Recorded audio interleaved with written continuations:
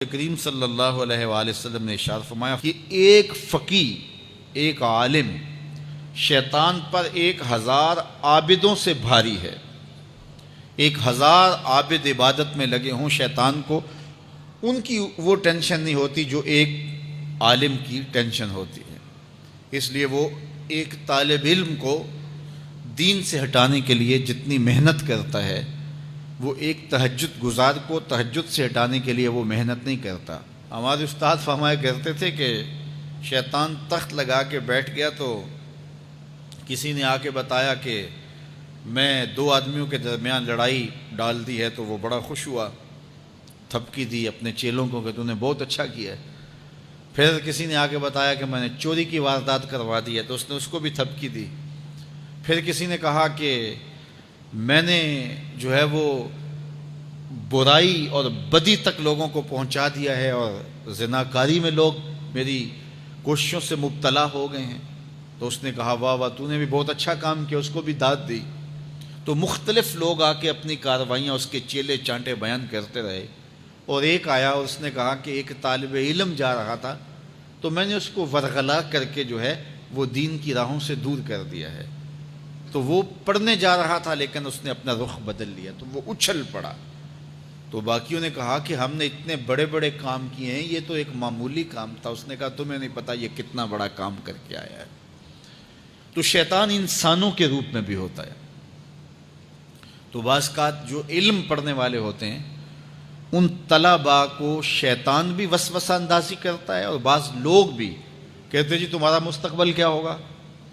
دینی طلباء کے لیے بڑے مسائل ہوتے ہیں، وہ کہتے ہیں جی تمہارا مستقبل کیا ہوگا۔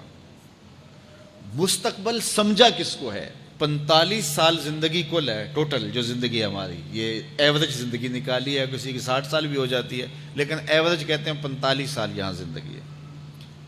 اس میں چوتھا حصہ یا تیسرا حصہ تو سو کے گزرتا ہے نا، 8 گھنٹے بھی دن رات میں سوئیں آپ، تو 45 سال زندگی میں سے 15 سال نکل گئے، باقی 30 سال رہ گئے زندگی کے۔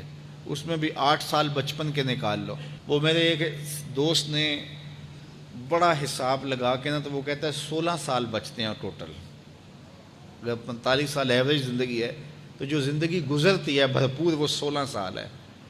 تو میں کہتا ہوں کہ 1 سال جو ہے وہ یہ سیلفیوں کا بھی نکال لو، یہ بھی ہر جو ہے وہ آدھے گھنٹے کے بعد 5 منٹ یہ بھی صرف ہوتے ہیں۔ تو 15 سال 16 سال ٹوٹل زندگی ہے، اس کو مستقبل سمجھا جاتا ہے۔ اصل مستقبل کون سا ہے؟ اللہم ان العیش عیش الآخرہ۔ میرے حضور فرماتے ہیں اصل زندگی تو آخرت کی زندگی ہے۔ تو ہم اگر مستقبل اس کو قرار دے دیں اور یہ ساری زندگی جد و جہد کی زندگی قرار دیں اور آخرت کی کھیتی میرے حضور نے فرمایا، تو پھر مستقبل کا تصور ہی بدل جاتا ہے۔ دیکھیے اس 10-15 سالوں کو 20 سال لگا لیں ان کو اچھا گزارنے کے لیے۔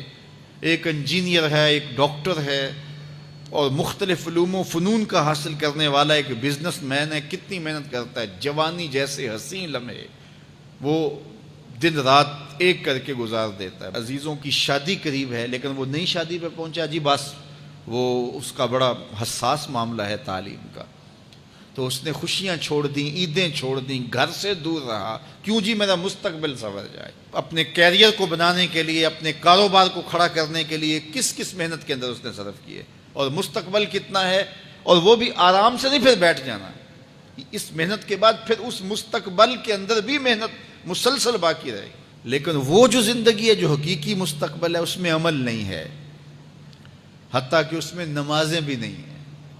آخرت کی زندگی کے اندر ہمارے لیے نمازیں بھی نہیں ہوں گی، روزے بھی نہیں ہوں گے، پھر ٹینشن فری زندگی ہے۔ وَلَكُمْ فِيهَا مَا تَشْتَهِي أَنفُسُكُمْ، جو دل میں آئے گا سامنے پڑا ہوا ہوگا۔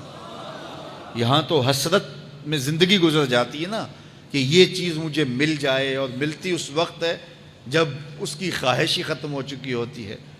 لیکن وہاں جو آرزو کرے گا، ابھی آرزو خانہ ذہن میں ہوگی، ابھی ذہن سے دل میں اتر کر کے دل کو بے چین نہیں کرے گی کہ وہ خواہش پہلے پوری ہو چکی ہوگی۔ تو اصل زندگی تو وہ زندگی ہے۔ تو اس لیے شیطان یہ بہکاتا ہے کہ میاں یہ زندگی کیسے گزرے گی، بالخصوص طلباء کو، دین سیکھنے والوں کو، میں تو اپنے طلباء کو کہتا ہوں کہ میری زندگی اچھی نہیں گزر رہی، میں نے دین پڑھا ہے، میں دین پڑھانے کے کام میں لگا ہوا ہوں، تو کیا میری زندگی اچھی نہیں گزر رہی؟ میں تو مطمئن ہوں، اطمینان کی زندگی گزر رہی ہے۔ تو دین پڑھو، دین میں خیر ہی خیر ہے، دین میں بلائی ہی بلائی ہے، تو دین خیر کی راہوں کا سفر ہے۔